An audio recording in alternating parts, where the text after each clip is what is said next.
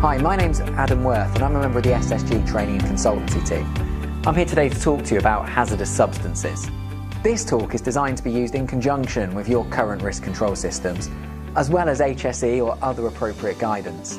It's not a replacement for good risk management, and our talks will not contain all relevant points for every single topic.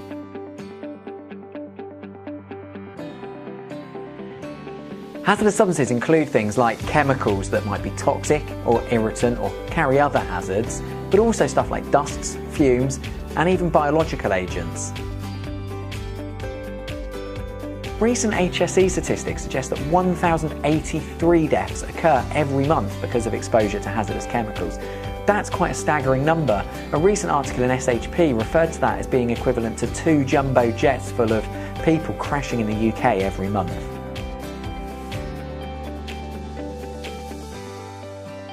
But the short-term stuff's a little bit more easy to grasp. Things like burns or irritation to the eyes, skin or respiratory tract are relatively quite simple to grasp. However, chemicals can always have longer-term effects. Things like dermatitis, skin sensitization, respiratory sensitization, or even occupational cancers. The trouble with the long-term effects, because they tend to happen a long way down the line, it can be much harder to appreciate and consider them early on. The first and foremost thing is to make sure that we read the COSH assessment carried out by our employers.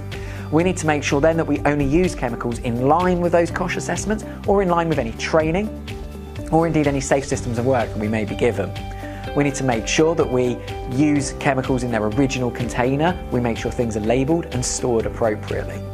We should also make sure that we use any controls outlined in the COSH assessment. For example, if it tells us to work wet, or if we should be using extraction, we should make sure we do that.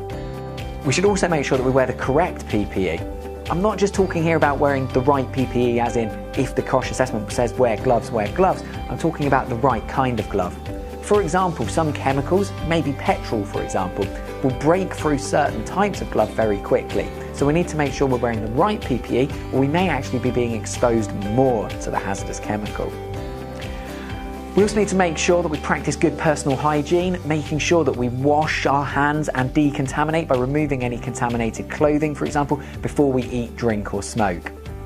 We should also make sure that we report any issues promptly. Things like skin irritation, things like watering eyes or wheeziness whilst using chemicals should be reported rapidly to our employer. The sooner we identify these things, the sooner we can deal with the problems. It's also worth noting that if we identify any unusual smells or we can see dust sitting in the air, they're also useful issues to bring to our employer's attention.